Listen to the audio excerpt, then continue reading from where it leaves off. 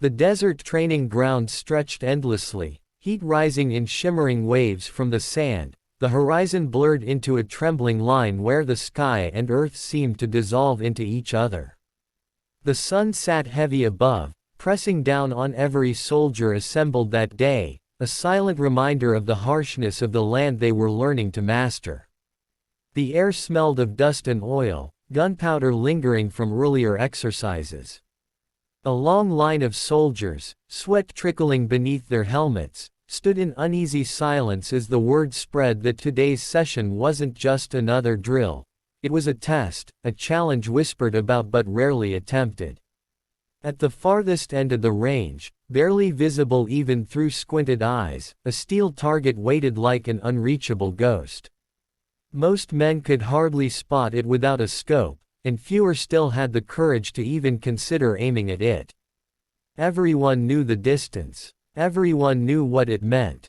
That distance belonged to legends. The general, a man hardened by decades of campaigns, his uniform heavy with medals and dust alike, stood with his arms folded, boots planted firmly in the sand. His eyes, narrowed and sharp, scanned the men before him. His voice, deep and commanding, cut through the dry wind. Only legends hit that far. Don't waste time trying. His words carried finality, an iron truth forged from years of watching the impossible remain impossible. The veterans nodded almost instinctively. They had tried before. They knew the sting of bullets falling short, the humiliation of aiming into emptiness. This was no ordinary range. This was the graveyard of pride. But among the soldiers stood a rookie, barely a season past his first real training. His uniform still carried the stiffness of new issue, his boots creaked with every shift of weight, and his rifle, a Barrett that seemed almost too large for him, rested awkwardly in his hands. Yet his eyes, calm, focused, and unwavering, betrayed none of the nervousness expected of someone so fresh. He stepped forward, steady but humble, his voice level as he addressed the general. "Permission to try, sir." A ripple of disbelief spread like wildfire through the men. Some chuckled under their breath, shaking their heads. Others muttered insults about wasted ammunition. A few veterans whispered wagers, their eyes gleaming with the cruelty of watching the inexperienced stumble. But the general, taken aback by the audacity, arched a brow. For a moment he said nothing, then let a thin smirk pull at the corner of his mouth. "Go ahead, soldier. The desert will remind you what distance really means." The rookie nodded once, no trace of arrogance, and moved to the sandbagged firing post. He knelt, positioning the heavy rifle with care, his body folding into the weapon as though the steel and flesh were one. Around him, the murmurs quieted. Even the wind seemed to hesitate. He adjusted the bipod, leaned into the stock, and peered through the scope. What others saw as an unreachable dot in the distance, he saw with startling clarity, a fragile shape swaying in the heat haze. His breathing slowed, every inhale measured, every exhale deliberate. He began calculating silently, the angle of wind tugging at grains of sand, the distortion of heat warping the horizon, the subtle tilt of earth beneath his feet. He felt the rifle's heartbeat against his own, the universe narrowing into one long corridor between him and the steel ghost miles away. The trigger pulled, and the crack of the first shot split the desert. The recoil slammed into his shoulder, but he absorbed it without flinching. The round cut across the air, vanishing into the horizon. The seconds that followed stretched unbearably, each tick of silence crushing the lungs of those who watched.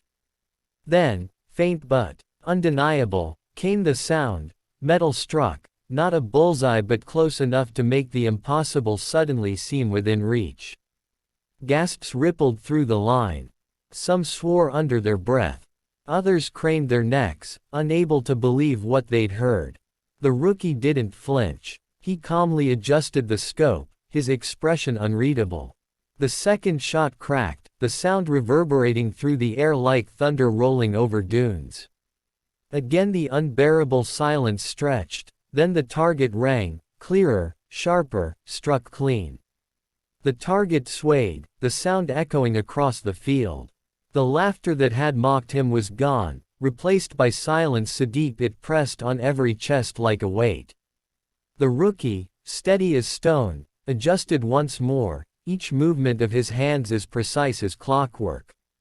He fired again. Another hit. And again. Another strike. The impossible distance was falling, crumbling under his will. Each bullet carved a place for him not in the ranks of the ordinary but among the very legends the general had spoken of. The soldiers could no longer contain their awe. Some whispered, others simply stared, mouths slightly open. The veterans, men who had thought themselves masters of distance, felt their pride tremble. The rookie's name passed through the ranks like a current, a spark of something new, something undeniable.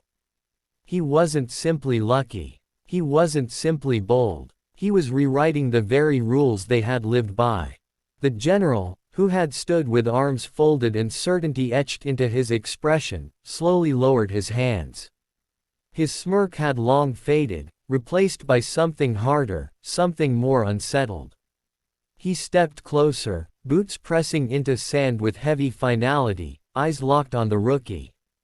He studied him with the intensity of a man whose world had just shifted.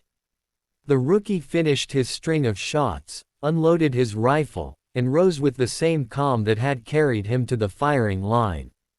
He did not smile. He did not boast. He simply stood, rifle resting against his shoulder, his breathing steady, his eyes still fixed on the horizon as if nothing extraordinary had happened. The general's voice, when it finally came, was lower, edged with something no one had ever heard from him before, respect, mingled with disbelief. "Name, soldier." The rookie answered, giving his full name with clarity, his tone carrying the humility of one who knew he had nothing to prove anymore. The general stared for a long moment, the silence thick around them. At last, he nodded once, slowly. "You've done what only legends have done." The words carried across the assembly, each syllable sinking deep into the hearts of every man who heard them. The rookie said nothing in return, only inclined his head in acknowledgement. The sun was beginning its descent, the desert sky painted with streaks of gold and crimson.